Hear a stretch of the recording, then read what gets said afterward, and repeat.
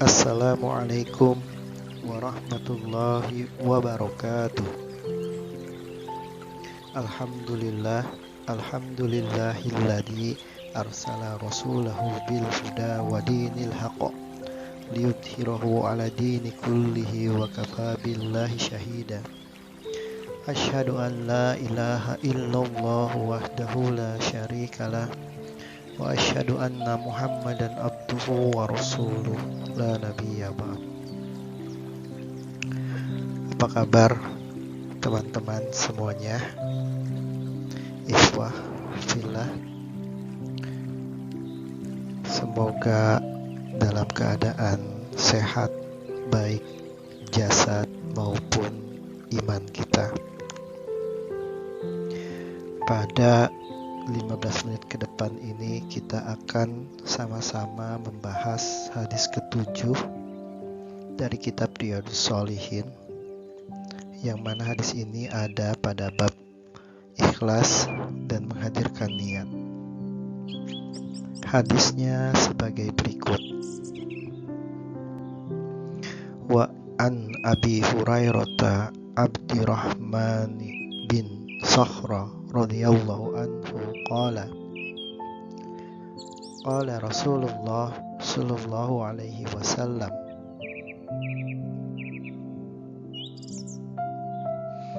Inna allaha la yanzuru ila ajsamikum wala ila suwarikum walakin yanzuru ila qulubikum wa a'malikum. Rawahul Muslim. Artinya, sesungguhnya Allah tidak melihat pada bentuk rupa dan harta kalian, akan tetapi Allah hanyalah melihat pada hati dan amalan kalian. Hadis riwayat Muslim. Makna dari hadis ini adalah yang pertama, Allah Subhanahu wa ta'ala menilai amal kita bukan dari hasil yang terlihat, akan tetapi dari jiwa, dari niat yang ikhlas.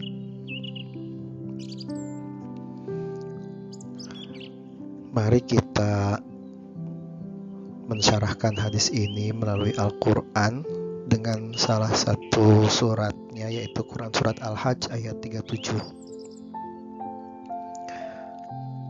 La yanalallaha luhumuha wala dima'uha walakin yanaluhu taqwa minkum, yang artinya daging-daging unta dan darahnya itu sekali-kali tidak dapat mencapai keridhaan Allah, tetapi ketakwaan dari kamulah yang dapat mencapainya. Jadi dari ayat ini poin yang pertama tadi lahir, yaitu Allah tidak melihat dari jasad fisik yang terlihat, akan tetapi dilihat dari ketakwaannya, yang mana takwa itu berada di dalam jiwa, berada di dalam niat yang ikhlas. Kemudian poin yang kedua dari hadis yang ke-7 ini adalah menghadirkan hati ternyata lebih utama daripada amalnya itu sendiri. Karena jika tidak menghadirkan hati, maka amal itu akan dinilai tidak baik oleh Allah. Akan dinilai amal itu tidak lahir dari niat dan kefahaman. Dan poin ketiga dari hadis ini adalah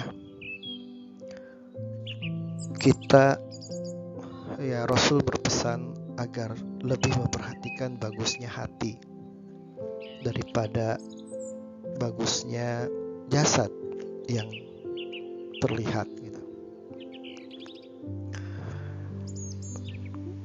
Di sini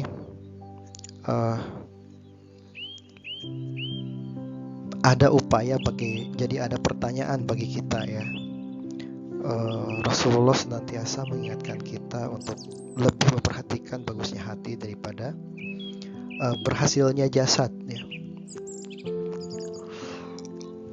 Jadi di dalam upaya-upaya untuk membaguskan hati ini banyak yang kita kaji nanti di lain bab, bagaimana kita memperhatikan bagusnya hati ini daripada memperhatikan berhasilnya jasad. Salah satunya tentunya dengan senantiasa beribadah.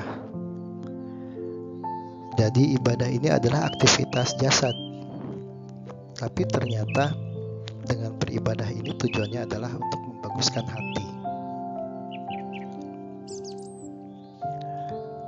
Izinkan saya melihat dari sebuah perspektif lain,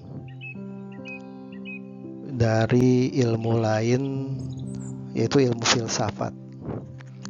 Jadi saya juga bukan seorang filosof, tapi saya hanya tahu saja bahwa ternyata ada seorang filsafat, yaitu bernama Plato, yang lahir di tahun 427 sebelum Masehi. Tentunya ini sebelum Nabi Isa lahir.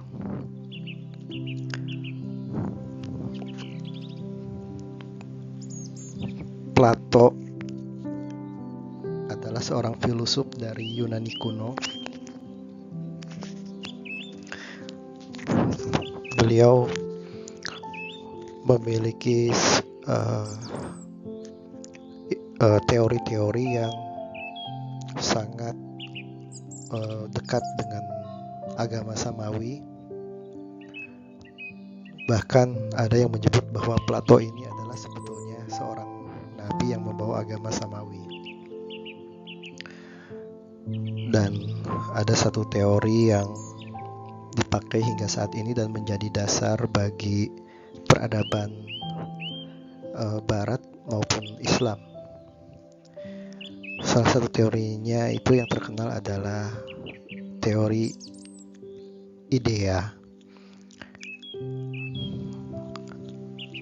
Teori idea beliau ini membagi kehidupan menjadi dua dunia yang berbeda. Yang pertama adalah dunia idea, dunia spiritual, dunia non-material, dunia rohani, dan dunia matter atau materi atau jasad.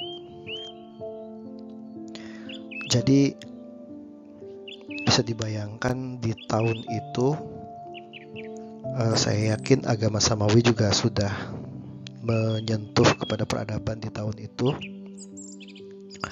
bahwa kehidupan yang kita alami di dunia ini sebetulnya fana. Ada satu dunia yang kekal, yaitu dunia idea, di mana dunia idea ini di atas kemampuan dari manusia. Jadi kalau kita pahami dunia idea ini adalah dunia Tuhan, Allah Subhanahu wa Ta'ala, dan dunia matter atau dunia fisik ini adalah kehidupan dunia saat ini.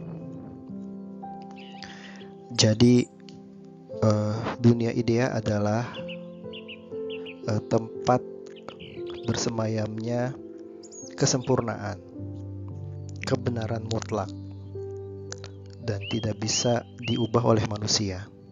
Sedangkan dunia materi adalah dunia yang saat ini terjadi, dan itu bisa saja banyak ketidaksempurnaan, banyak kekecewaan ya. Jadi dunia mater ini adalah dunia yang memang terlihat. Kita tidak sedang membahas filsafat, ini kita sedang membahas hadis ketujuh tentang jiwa, tentang bab ikhlas dan menghadirkan niat. Sejenak saya ingin mengajak rekan-rekan untuk melihat teori ini. Jadi dari saat itu Plato sudah beranggapan bahwa jiwa itu bersifat kekal dan tidak terbatasi oleh waktu, oleh ruang dan waktu. Dan ini sama dengan di dalam Islam, bahwa yang sampai ke akhirat itu adalah jiwa, bukan jasad. Jadi dengan pengetahuan ini, maka Plato meminta kita untuk tidak mengorbankan yang kekal untuk yang sementara. Artinya kita tidak senantiasa untuk mengejar materi, mengejar hasil, mengejar kebagusan fisik, tapi merusak jiwa, mengorbankan jiwa kita yang nanti akan dipanggil akan kembali dipanggil di dunia idea itu.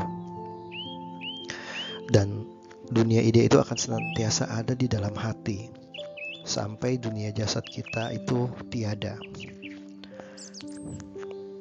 Ini adalah teori idea yang menginspirasi para filsuf sampai saat ini.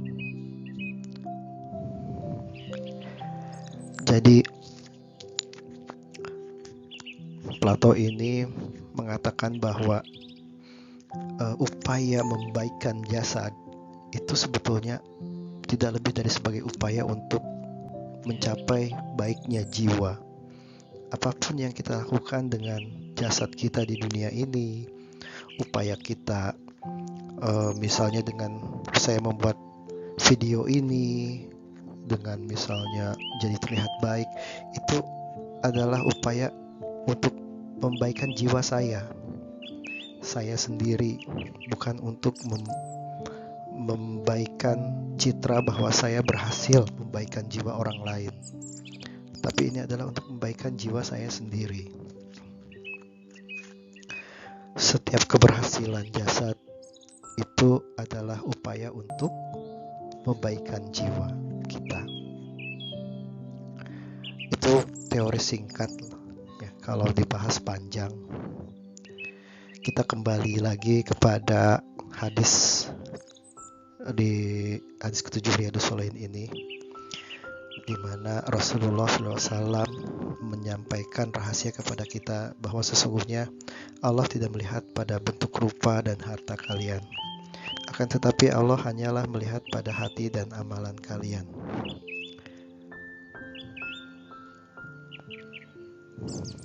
Sekali lagi saya highlight poin dari hadis ini setelah kita melihat persepsi lain dari filsafatnya Plato dan juga kita kompatibelkan dengan Islam. Dalam hal ini Allah menilai pada jiwa. Komunikasi Allah itu adalah pada jiwa, bukan pada fisik yang terlihat. Jadi panggilan Allah kepada kita itu nanti adalah, hai jiwa-jiwa yang tenang, ya ayuhan nafsul mutmainnah. Pada jiwa yang, karena jiwa ini kekal dan akan senantiasa sampai kepada Allah sampai kapan, walaupun jasad kita sudah tiada. Kemudian yang kedua juga di sini poin remind saya menguatkan lagi bahwa amalan yang soleh kita itu adalah untuk membaguskan jiwa. Jadi amalan soleh ini untuk senantiasa menguatkan jiwa ya. Memang niat, semua amal berdasarkan niat, tapi niat itu harus juga ada upaya untuk menguatkan atau membaguskan jiwa agar niat kita senantiasa soleh. Jadi senantiasa ikhlas ya. Jadi memang kadang-kadang ada yang skeptis dengan upaya amal atau upaya jasad untuk membaguskan niat. Ini contohnya niat sholat. Muhammadiyah atau Persis bilang nggak usah niat dengan lisan nawaitu atau usolli fardu zuhri arba'a rakaat, itu tidak usah, karena itu kan yang penting niat itu dalam hati. Lalu NU bilang ya kita harus diniatkan secara lisan gitu kan, dalam hati gitu kan, secara tetap harus diucapkan gitu. Saya lihat dua-duanya betul. Jadi kalau di sini Muhammadiyah atau Persis menyebutkan yang penting itu dalam hati, itu sudah sah, itu betul. Tapi NU juga ketika melakukan sebuah amalan, sebuah upaya bagaimana agar kita itu bisa punya niat ikhlas dengan cara melafazkannya, itu juga betul. Kembali jika berpatokan pada hadis ini ya, dan juga pada sudut pandang filsafat bahwa setiap amalan soleh itu adalah untuk membaguskan jiwa. Wallahu a'lam bishawab.